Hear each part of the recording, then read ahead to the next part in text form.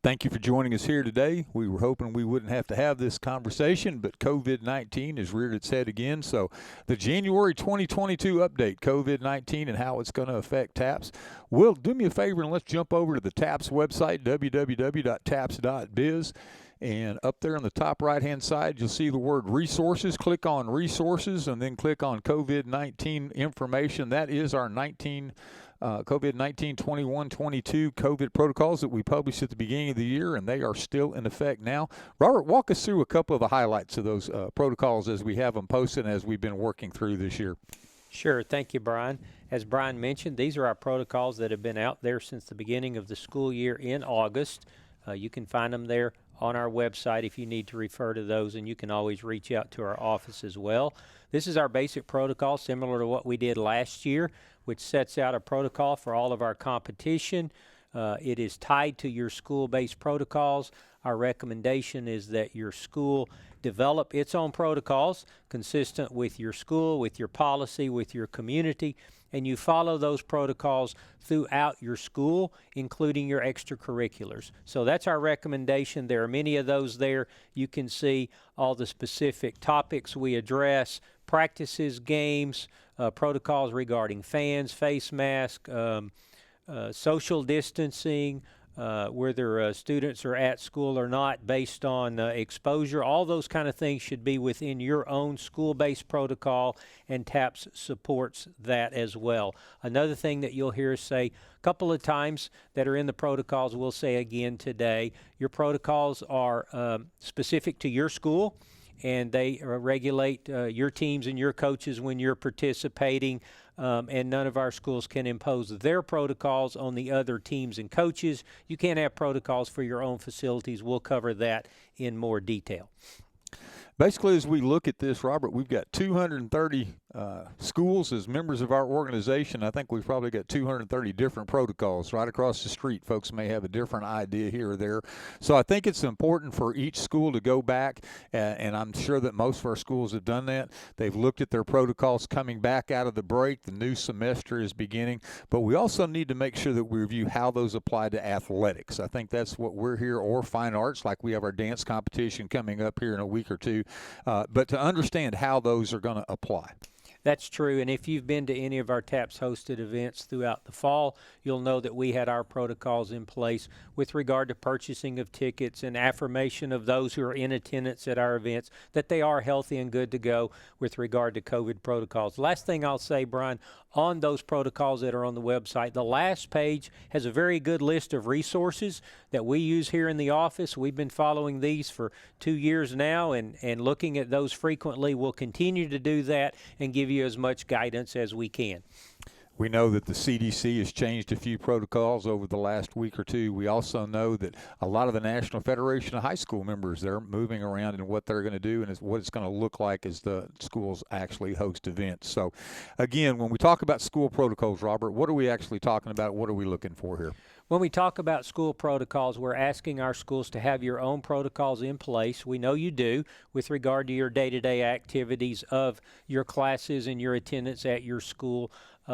Our major concern here at TAPS is governance over your extracurricular activities. Obviously, most of that occurs on your school campus with regard to practices and games, but we do want there to be some consistency when we come together for competition. But we want you to have your protocols in place, and we want those to apply equally in all of your programs. So when it comes to TAPS competition, athletic or fine art competitions, if you have a protocol in place at your school with regard to when students can or cannot attend based on testing positive or being ill or being exposed, we want you to follow those same protocols with regard to participation of those students in extracurricular activities.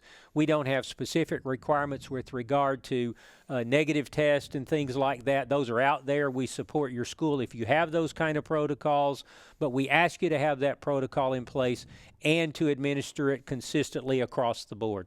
So basically, I think what I'm hearing you say is if you have your protocols and you've published them to your school body, to your stakeholders, you need to stay firm with those or have a reason for any change. So again, we don't regulate whether you have to be at school a half day before you can participate in an extracurricular activity.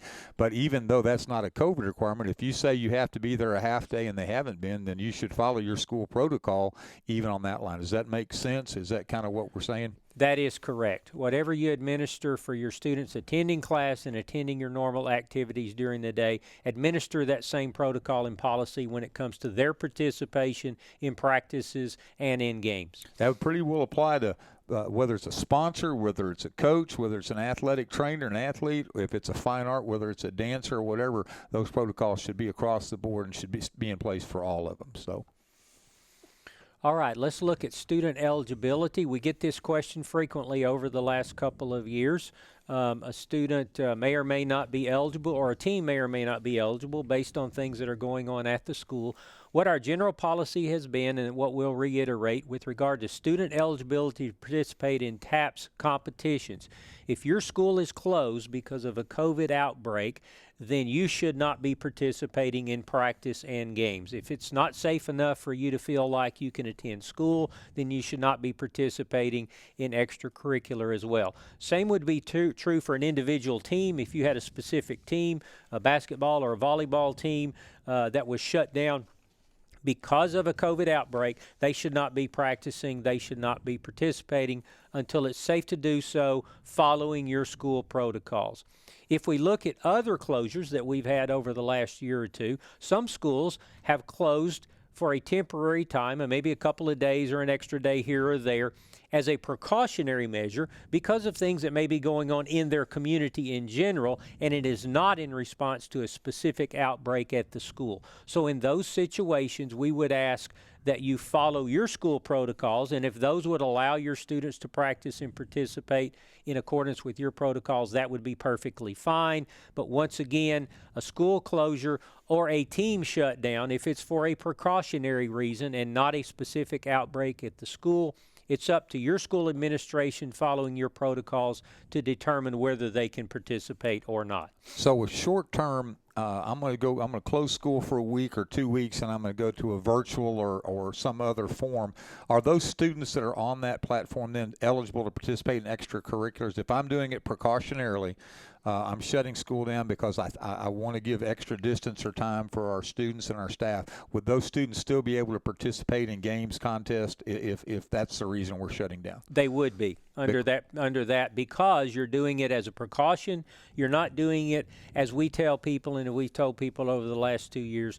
If you're doing it in response to an outbreak at your school, you should not be practicing and participating. If you're doing it just as a precaution because of maybe things that are going on in general in your community, just to be a little extra safe, we might say, then certainly they would be allowed if your school administration determines that's best. And those students would still qualify as full-time day students because the whole school has gone to that format as opposed to just one student or a group of students. That is correct, yes. So as we also look and we move forward, and just my thought here, if I'm a pre-K through 12 or a K through 12 school, and let's say I shut down the elementary school and they're going virtual, but the high school is still in session, they actually come during the day, does that affect whether my high school students can participate in practice, especially even if it's an outbreak in that case? That's your call at the administrative level. We tell our schools all the time there's 230 schools. You have totally different campuses. You have different setups. Your group that you shut down in this example, the elementary, might be really totally secluded and separated from the high school. And if your administration has determined it's safe for high school to continue on in school, then they would be allowed to continue on and participate as well, as long as that was something that your administration determined and was consistent with your protocols. That same thing would be true if you close down a grade level. Let's say the ninth graders, you decide, as a precaution, then I would shut them down. If it's precautionary, again, they could still practice and play.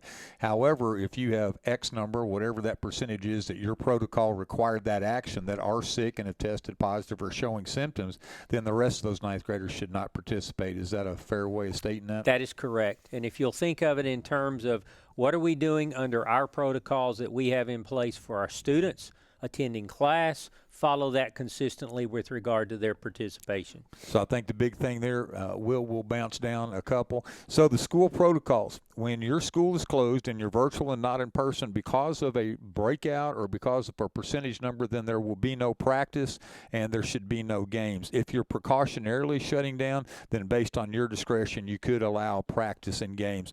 The same thing for a team. You might shut down a whole basketball team. If you're going to shut them down, as a breakout, you had 4 or 5 kids test positive or show symptoms, and that's why you're shutting down, then you should not have practice, you should not have games, should not have travel. If it's for a precautionary situation, I'm going to take the basketball team out of rotation because one student reported illness or whatever. You could still have practice. That is based on the leadership of the school. Each school would make their own decision on that. As you go prior to a contest, Robert, this hadn't changed for 2 years. And I wish I could say it'd been a couple of months, but it's been almost 2 years now. So prior to each contest, a school should determine the eligible staff and students, make sure those that are symptomology free, and that they're also, you may require tests, you may not, but hopefully you're at least not showing symptoms, you're asymptomatic, you're not having a problem. Ineligible staff, those that meet your COVID protocols, become ineligible. If they have a fever or whatever your protocol requires, once they become ineligible and go on that list, then they go there. You do need to notify a COVID affirmation to the opponents that you're traveling to or are coming to you. The folks that you're going to put on the floor are COVID symptom free and that you're ready to play. Your opponent should do the same thing, and you need to notify the officials that everybody is, for the most part, ready to go. Home teams, you do have your facility protocols. I saw a couple of emails come across today. The school's protocols are saying they can't have fans. That's a pretty drastic step to some people, and to some people it's not near enough, but it's a way to play a game. Robert, if I do have a protocol that says I cannot have fans, what should I do? If I'm going to enforce that protocol, how should I handle that as both the team that has that and the team that's receiving that information? If you're the home school and you're hosting the game and you have a protocol that says we will not allow fans at games, that's perfectly fine. We would support that. The first thing you need to do is notify your opponent. They need to know long in advance of when that game is played or when anybody leaves to come to your facility that fans will not be allowed. That has to be administered equally to both schools. So if you're going to say there are no fans in the gym, that'll include all of your fans as well. They could not be there either.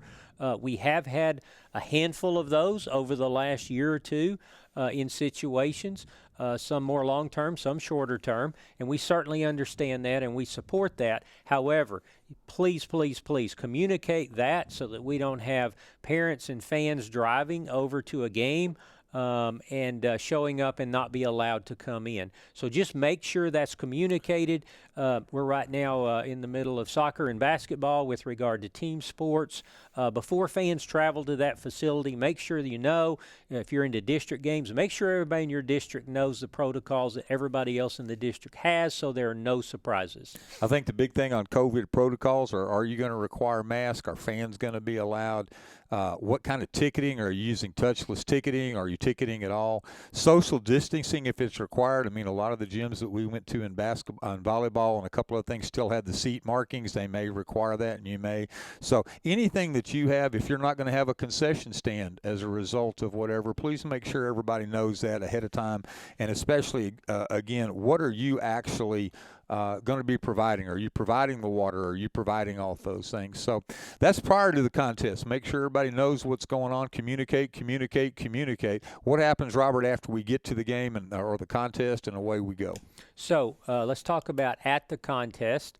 Once you arrive, you should hopefully already know what the protocols are for that facility that you're in. With regard to warm-ups, follow the warm-ups that are in the NFHS guidelines. You'll remain on your side of the court. Don't run around the full court. Don't run around on the opponent's side. Stay distanced from the other team as best you can. Obviously, the entry to the gym may necessitate you go by one bench or the other. That's understandable. But for the most part, let's try to stay in our area with our group with regard to teams and coaches and follow those guidelines. With regard to the teams, the home team, you'll follow your school protocols that you'll have in place. Masks are allowed. If you require masks of the fans, make sure everyone knows that, and that would be required of everyone. The visiting team, you'll follow the school protocols in place for fans of the facility that you are visiting on that particular date. Masks are allowed, certainly. They're not required, but they can be by the home team. And if they are, everyone else should honor that. When it comes to neutral sites, you may have some neutral site games. You may have some tournaments and things throughout the year. You certainly will have neutral sites once we move into playoffs. When you're choosing a neutral site or at a neutral site, our team should abide by the rules at that facility, and masks are certainly allowed. They may be required by a neutral facility, and if they are and both teams agree, then certainly you can play the game there. But if you are trying to find or select a neutral site, for instance, in a playoff game, and that site requires masks to be worn by everyone or even team members, and the schools don't agree, you don't have to agree to that. You could find and should find another facility. So, Robert, while we're talking about the face mask, so if the home team is desirous of everyone on the floor wearing a mask and on the bench wearing a mask, and I'm the visiting team and I don't want to follow that, I don't want to have my players mask up, my protocol does not require that, basically that game would not be played because the visiting team would not have to perform under those conditions, and it would go down as a no contest. Is that the way that you're reading that? That is correct. Each school has their own protocols for their teams and their coaches, and you can't impose your protocols on the other team. We totally understand wanting to do that, but if both teams don't agree, then the game would become a no contest. Yes, and we'll visit more about that a little bit when we talk about game cancellations. With regard to teams, keep this in mind. Your school may have protocols that do not require your team members and coaches to wear a mask, but when you're going to another facility and their facility would require fans to wear a mask, a team that's sitting in the stands is a fan. They're not a team. So if your JV team is sitting there waiting for the girls' game or the varsity game to be over and they're sitting in the stands because they've all traveled on the bus together, they're now fans when they're sitting in the stands watching another game, waiting on their game to be played. So please honor that. We would expect that you would honor that. Then when they move from there onto the court to warm up and to move on into the game, now they're players, now they're a team member, and they would not be required to wear a mask in that situation if that was the protocol for your school. So just keep that in mind. And with regard to locker rooms, just know what is expected at the facility. If you're the home team, make sure the visiting team knows what you can or cannot provide with regard to locker room availability, water, and those kind of things. Just make sure both teams know what the expectation is, so there are no surprises for the game. Same with the officials. Make sure your officials are taken care of. They have a place to go. It's secure for them, and it's also a place where they can have some privacy and some social distancing from everyone else. I think the big thing on both of those locker room situations is, are you going to allow a shower or are you not going to allow a shower? Some did last year, some didn't. We may be in that situation now. The other idea there would be how many folks are allowed in at a time. I know we had a couple of folks last year when we were in College Station questioning how many people can be in a locker room of that size, and so we really needed to follow that through. That is correct, and of course we all saw protocols all over the map last year, and we had a lot of those where people had been used to a certain situation that may not be in play at the next facility they're at. So once again, communicate. The more you can address ahead of time and not have questions or issues when you arrive, then everybody can focus on playing the game and enjoying the game. With regard to pregame, introductions, handshakes, officials, fist bumping, those kind of things that are a part of our normal pregame introductions, prayer, national anthem, those kind of things, follow the protocols for the facility that's there. With regard to interaction with the officials before and after the game, a prayer circle, those kind of things, the two teams need to agree on that. If both teams are comfortable doing that, certainly that's permissible.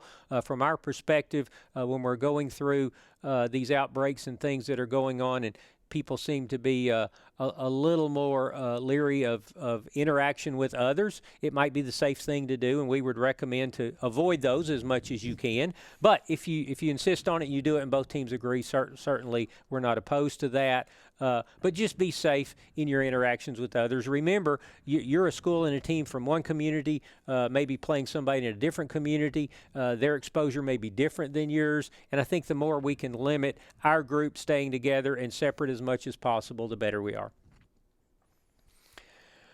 With regard to other kind of things you might have, senior night, other occasions, those kind of things, it's your call. Based on your protocols. If you're doing similar things at your school, then by all means, you feel safe doing that, do it. But once again, follow your protocols and have those things in place with regard to social distancing, masking, all those kind of things that you would have in the normal course at your school. So if you're having a senior night, which most people do, or if you're having a free throw shooting contest, as long as you're following your protocols, that's what we're saying do. We're not telling you can do them. We're not telling you can't. In fact, we are saying you can. You just need to follow your protocols as you go forward. Our officials are an important part. They're the third team on the court or the field every time. So make sure that the clock and the scoreboard, those are site-based officials, soccer or basketball. We both have the clock and the scorebook, official book. Those must be adults. That hasn't changed for a long time now. No high school or younger at the table or in the booth taking care of the clock, etc. We encourage, especially if you're on the score table in basketball, we encourage masks, but we're not requiring them. Again, you should go with your school-based protocol as the home team, and you should also follow that for any personnel that are on the field, whether it's the guy or gal sweeping the court, whether it's the trainer, whoever that would be. You should follow your protocols. For the game officials, it's the chapter's decision, and the officials that come, they may wear a mask if they choose. They don't have to wear a mask. And again, you should notify them that both teams are COVID-free or symptomatic-free, but they should also notify you if one of the game officials prior to, during, or after comes down with symptomology.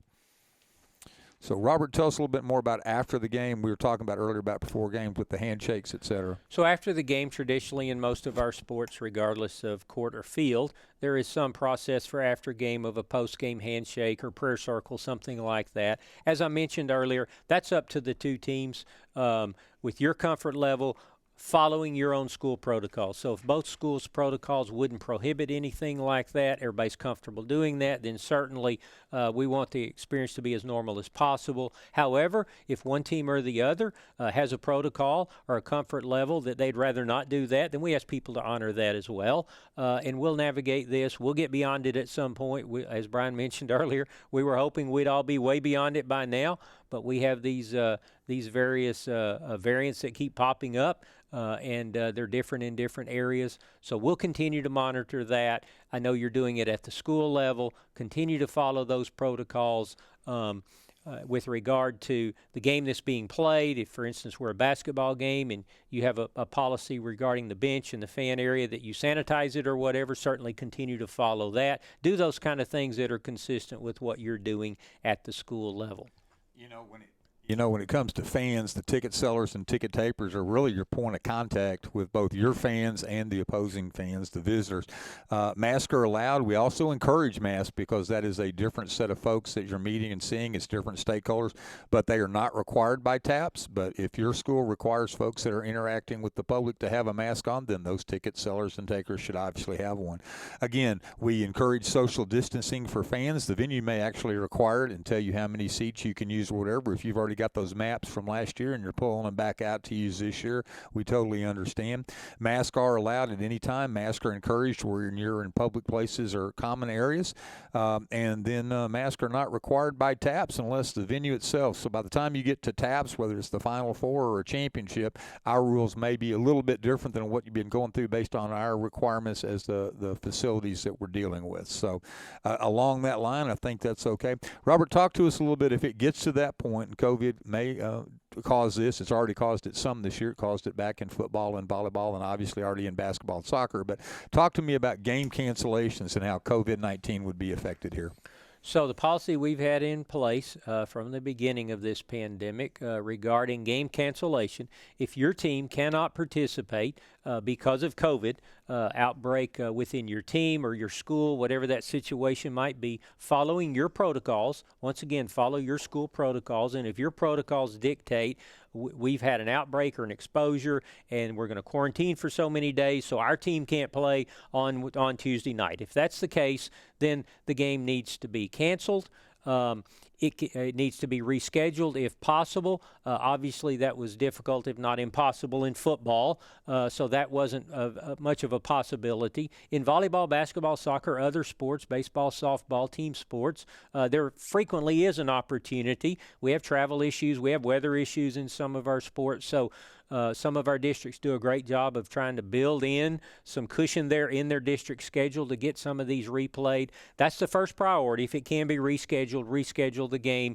Obviously, you would desire to, if it was your home game, you'd desire to schedule it as your home game again. But given the limitations, it might have to be done otherwise. We would encourage teams to work together on that. In some things, you can kind of double up, and others you can't. But reschedule it if you can. If the game cannot be rescheduled, they are no contest. Okay, it is considered a no contest. If it is a cancellation because of COVID issues, it's a no contest. It is not considered a forfeit. We've dealt with this from the beginning. We've helped a lot of our schools and districts navigate this and walk through this. They've all done a great job, done it very successfully. But once again, everybody should follow their protocols and do what's safe for their participants. Don't forget the officials, like Bryan mentioned there, that necessary third part of all of our contests. Contact them immediately if there's a cancellation. If you had a JV girls and varsity basketball game and you lost all three, that's certainly one thing. If you salvaged one of those games but maybe couldn't play one or the other, make sure they know that as well so they know what they've signed up for and what they're coming to officiate that night. And then make sure they're taken care of pay-wise. Make sure if they're losing games, unless you've worked something out with the chapter, certainly follow that. But if you haven't, we're asking our schools to honor those officials and make sure that they're paid for the games that they were contracted for, even if some of them do get canceled. That's especially true of a last-minute cancellation. So, we saw some things in the college bowl series where a school, would cancel a week out, and they canceled one of the bowls. Well, that was understandable, and I think that's admirable to say, look, I don't think we're going to get that close. A couple others were hours before a game was to be played. And, if you're in some of our districts, you're already on a bus. You might be in Amarillo headed to Fort Worth or Fort Worth headed to Amarillo. So, again, way ahead of time is better than last minute if possible. But, again, if last minute's all you have before they get on the bus, and now folks are showing sick, we're not here to judge whether it's COVID, the flu. We're just, allergies at this point. That's not our job. It is your job to follow the protocols that you have in place at your school, and that's what we hold you accountable for. And just, again, communication. I can't say it enough. Communicate with your other teams. Communicate with your district opponents. And, at the end of the year, Robert, if we get to that point where some games can't be played, the district's going to have to make a decision on what should play and what shouldn't play. That may happen. Tell us a little bit about postseason and how that goes with the district, Robert. So that's a good segue, Bryan. What happens, and we get this question frequently as we navigate the district part of our schedules in our various sports. What happens if a game in district can't be played? What if we tried and we just can't get it rescheduled? In the end, our districts determine the rules for their tiebreakers. That's in place all the time, and we encourage them to do that, to have those in writing, to have those determined before you ever move into district play. Hopefully everybody's done that for the whole year. We certainly hope they have. Have those in place before any of these contingencies happen. If we have a no contest, it's still a no contest. But ultimately, it is up to the district to sit around the table and certify the order of finish in their district. So you do take those into consideration. They're still not forfeits, okay, but you do take into consideration if you have an inequitable number of games that are played and you have a win-loss situation that could be a little dicey to figure out. Ultimately, it's up to that district executive committee to sit around the table and certify that district and put those teams' order of finish in the right order so that we can move on into the playoffs. that may actually require a playoff game, or it may require a seeding game that wasn't ordinarily going to be on there. So that's very important to, as you work through things as a district, to realize you might have an extra contest in there that wouldn't ordinarily have happened, but somebody lost 2 games and they didn't lose any games, and how does that apply, the head-to-head? You may wind up tied at the end, and you hadn't had any games against each other, and now you have to play something if you can. We've had several situations over the last 2 years where districts have gotten to the last week or two of play, and they've actually shuffled their schedule around a little bit to make sure specific games were played in order that they would have a determined order of finish that made sense because of who had played whom and who hadn't. So that can be done. We're here to assist you with that. We assist several districts last year with getting that done in a way that they could all feel like they played the games that were necessary when they had missed several games throughout the year. So we are there to help with that, and our districts do, and they have done a great job of navigating that over the last 2 years. I think the biggest thing when it comes to the playoffs, Robert, is that you got to follow the protocols as you have them published. So if you've got a different protocol right now, make sure all the families know about it so you're not changing something, your opponents aren't having something changed, and away we go. So as you look at, you're applying their protocols, tell me a little bit more about that, Robert. All right, so when we move from the end of district play and into the playoff bracket, the no contest option is not available anymore. We've been doing this from the beginning. Our board looked at this at the very beginning of COVID and creating our original protocols almost 2 years ago now. When we get to the playoffs, we need to move on through the playoffs. So unfortunately, and it has happened, and it's unfortunate when it does, unfortunately, if your team cannot play a round of the playoffs because of COVID, you need to beg out of the playoffs. You're going to have to beg out. And in that instance, sadly, it would be a forfeit, but we need to move on with the next round of the playoffs. We need to get those finished on time and on schedule. We've got Final Fours and championship games that are set by contract. And as most of our schools know, we have those same students and other programs moving on to the next season immediately when that one's finished. So for all those reasons, and there are many, many variables involved, unfortunately, if you cannot, your protocols don't allow you to play a game or to move into the playoffs, you need to bag out at that point, and then we'll move on with the bracket as it's posted. As you think about this, Robert, one of the things that comes to my mind is if we're after district certification and before the by-district area, that first round of the playoffs, and someone comes down and says, look, I've got to pull my team out, would we reshuffle the order? In other words, if the second place team can't go, would we move 3-2 and 4-3, or would we leave it just like it is? I think in the past we've left everybody right like it is, if possible, before we start. We do prefer to leave it like it is because we know that our teams are looking at that first round of the playoffs. They're looking at potential matchups. They may have already made travel plans if there's significant travel involved, so we don't want to disrupt that. If a team dropping out meant another team in that district could be pulled up and fill a playoff spot that's now vacant, we would certainly look at that as an option.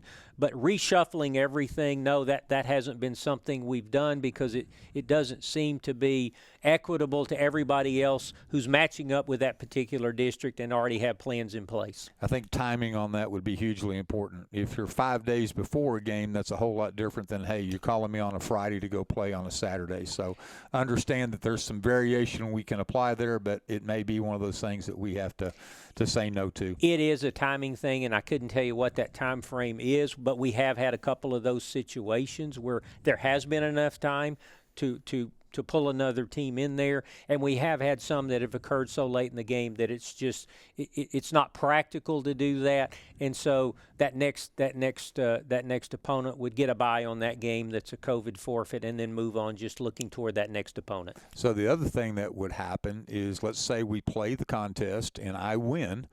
But then on the way home or the next day, I have some players become symptomatic or have positive tests.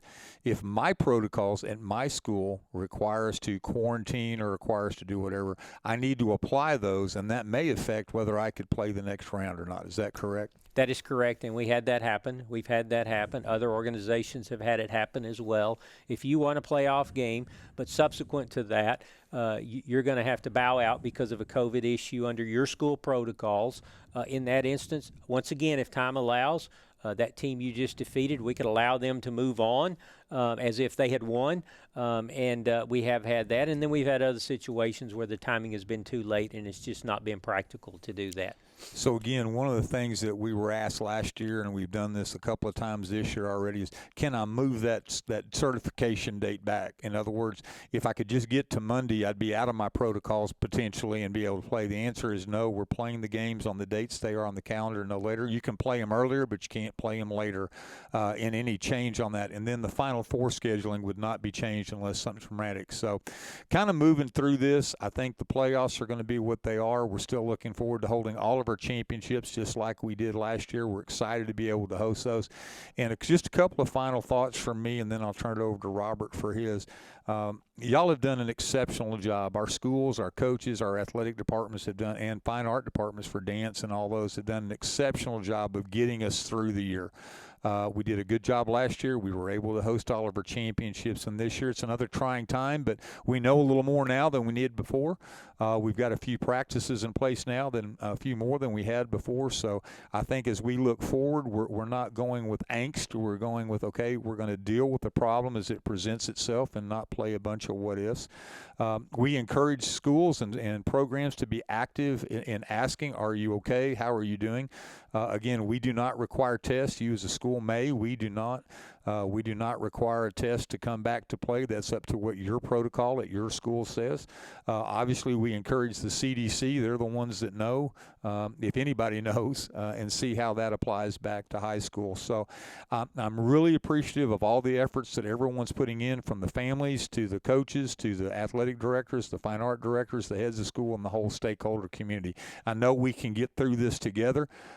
If COVID-19, or COVID, however we want to say it now, becomes such an issue that we have to make a stop in the action, we would, but that would be a dramatic event, and that would be our last call at that point. So, Robert, final thoughts as we move forward into 2022. I think we all are way more experts on protocols than we ever wanted to be or thought would happen, but we continue to do that. We're monitoring it all the time. We will continue to do that, as Bryan mentioned. We have our protocols posted on our website. This today was a review, just kind of reinforcing some of that, little points of emphasis, if you will. We see that frequently as we go through the year. We wanted to jump in at the beginning of 2022 and give you some updated information consistent with what we published all year, and then also let you know if there are significant changes. We will be monitoring this, as we have been for a long time now, and making those changes or suggestions. In the meantime, as Bryan mentioned, continue to do what you've done well. Our schools have done a great job of cooperating and communicating. We would encourage you to continue to do that. And as always, we're here to assist if you have questions about your own protocols or those of others and how those might interact or conflict sometimes. We can help you walk through that and navigate that. Reach out to us here at the office if you ever need any assistance. If you do have to cancel games, please complete the form that tells us we have cancellations. That way we can document our staff and our executive board, athletic executive committee, fine art committees. We all have information. We have data to work on, not just I heard or somebody told me. So please help us out. Our website, www.taps.biz. That's tapps.biz. Info, info at taps, tapps.biz if you have questions, concerns. And, of course, our phone number here at the office, 254-947-9268. Again, we appreciate you joining us for today's discussion of COVID and how we're going to move forward in 2022, and we wish all the best as we go into this new year.